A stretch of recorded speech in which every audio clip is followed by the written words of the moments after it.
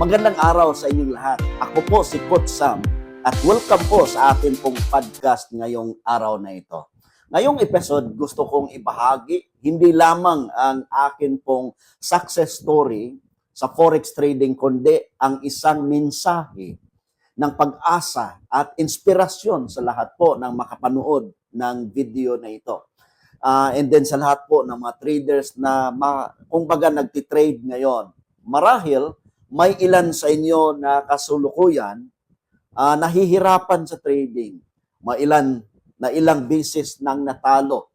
May ilan na nag-iisip kung para ba sa kanila ba talaga ang forex trading. Pero gusto kong sabihin sa inyo ngayon, kung nagawa ko ang success story ko, kaya din ninyo.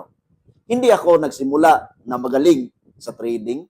Alam ninyo, kapag nakikita ninyo ngayon, ang mga naabot ko, ang dream car, ang dream house, dream business, mga property na nabili ng dahil sa forex, at saka yung mga pagkakataong nag-travel sa iba't ibang lugar, gaya ng Cyprus, Europe, and also sa Kuala Lumpur, sa Japan, and dito din sa tinatawag natin na mga local tours like Cebu, Baguio, Palawan, and marami pa. Pero hindi iyon ang buong katotohanan at saka nangyari overnight. Noong nagsimula ako sa forex, wala rin akong special na kakayahan gaya ninyo. Hindi ako magaling, hindi din ako IT expert. In fact, nag-struggle pa nga ako sa cellphone ko noon. Hindi rin ako ipinanganak na trader. Katulad ninyo, nagsimula rin ako na mangapa.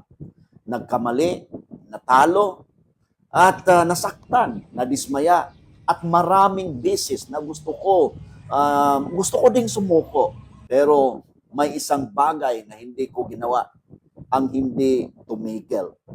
Ang nagpabago sa aking buhay habang tumatagal, na-realize ko na ang tagumpay sa forex ay hindi makukuha sa swerte or overnight lamang. Hindi ito makukuha sa paghanap ng magic indicator. Hindi ito nakukuha sa paghahabol ng even ng mga signal. Nakukuha ito sa pamamagitan ng pag-aaral.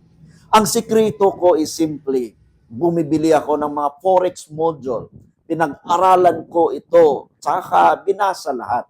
In-apply ko ang aking natutunan. Kapag may bago akong natutunan, sinusubukan ko ito galing sa forex module na akin pong sinasabi. Kapag natalo ako, natuto ako noon. At paulit-ulit kong ginawa iyon sa loob ng maraming taon. Isipin mo ang forex bilang isang negosyo. Yan po yung aking nalagay sa akin pong puso at saka isip. Kung gusto mong maging successful sa doktor, kailangan mong mag-aral. Kung gusto mong maging engineer, kailangan mo rin mag-aral. Kung gusto mong maging successful na negosyante, kailangan mong mag-aral. Bakit kapag sa forex ang usapan, gusto ng marami instant kaagad, instant success, instant income, tsaka yung greed natin. Ang forex ay negosyo ito.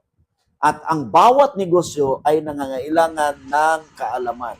Kaya ang pinakamagandang investment na nagawa ko sa akin in my 13 years of journey in forex trading ay hindi yung unang panalo, hindi yung unang trade, hindi yung unang withdrawal, kung hindi yung investment sa wisdom na akin pong ginawa.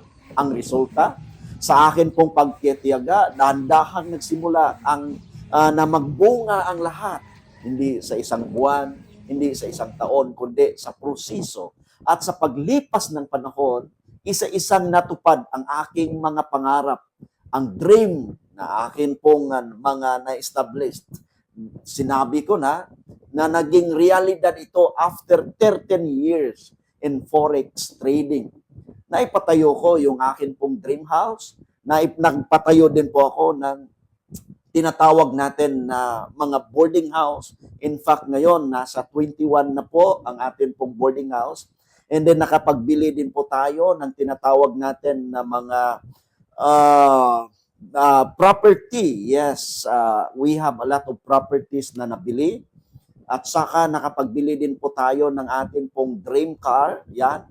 Nakikita po ninyo yung atin pong mga na-achieve, and also isa pa sa napakaganda pong achievement as far as my success is concerned. Nakapagtanim tayo ng binangay or lakatan. I don't know if you are familiar sa banana doon sa somewhere in North Cotabato. Tsaka ang good thing noon, 10,000 po yung atin pong tanim. Lahat pong yon is product of forex trading. Tsaka ang gusto ko sa mga ganon, kasi natulungan ko yung akin pong parent na sila po ang nag-aalaga, and of course, they are earning because of that kind of achievement. Kung nagawa ko ito, kaya mo rin. Ito ang pinakamahalagang bahagi ng mensahe ko ngayon. Ayokong isipin ninyo na special ako. Ayokong isipin ninyo na may kakaiba sa akin. Hindi po, gaya rin po ako ninyo. Dahil ang totoo, ang pinakaiba lang natin ay pinili kong magpatuloy kahit mahirap. Pinili kong mag-aral kahit napapagod na. Pinili kong bumangon kahit natalo na. At kung kaya kong gawin iyon, kaya mo rin. Kung kaya kong matuto, kaya mo rin. Kung kaya kong maging profitable, kaya mo rin. Kung kaya kong maabot ang akin pong mga pangarap, kaya mo rin. Hindi man pariho ang ating timeline natin ngayon, hindi man pariho ang bilis ng pag-uusad natin, pero pariho tayong may pagkakataon na magtagumpay. Para sa mga gustong matuto sa forex trading, kung ikaw ay nakikinig ngayon at naramdaman mo, napapagod ka na. Kung pakiramdam mo ay paulit-ulit ka nang natalo. Kung pakiramdam mo ay napalayo ka na sa iyong pangarap, pakinggan mo ito. Huwag mong ikumpara ang chapter 1 mo sa chapter 13 ng ibang tao. Ang nakikita mo ngayon sa akin ay bunga ng 13 years na pag-aaral, pagkakamali, sakripisyo, at even sa pagkatiyaga. Hindi ito nangyari ng overnight. Hindi rin nangyari ito ng isa lang, na isang beses. Pero kung magpatuloy ka, kung mag-aral ka, kung magiging disiplinado ka, darating din ang araw na ikaw naman ang magkwento ng iyong success story. Mga kaibigan, tandaan po ninyo ito. Ang pangarap na natupad ko ay hindi lamang para sa akin. Patunay ito na posible, patunay ito na may bunga ang pagsisikap, patunay ito na may gantimpala ang pagtitiyaga, at kung may gusto akong iwan sa inyong lahat ngayon, sa mga nanood nito, ito iyon. Kung nagawa ko, kaya mo rin. Kung naabot ko ang aking pangarap, kaya mo rin maabot ang sa iyo. Huwag kang susuko. Patuloy lang matuto. Patuloy lang lumalaban. At darating ang araw na ikaw naman ang magiging inspirasyon ng iba. Ako si Coach Sam. Maraming salamat sa pakikinig. God bless. Keep learning, keep trading, and keep believing. One day, your dream will come to pass. Ito po, napakaganda po ang building dito sa Kuala Lumpur. Actually, napakarami po dito. Matataas po yung mga building. Oh, ayun oh. Again, pag gusto po ninyo matutunan yung forex trading, you can message me via Telegram, Messenger, Facebook, text, or tawag po kayo. Ang number ko po, i-flash ko sa screen para naman matutunan po ninyo yung forex trading. Just message me po.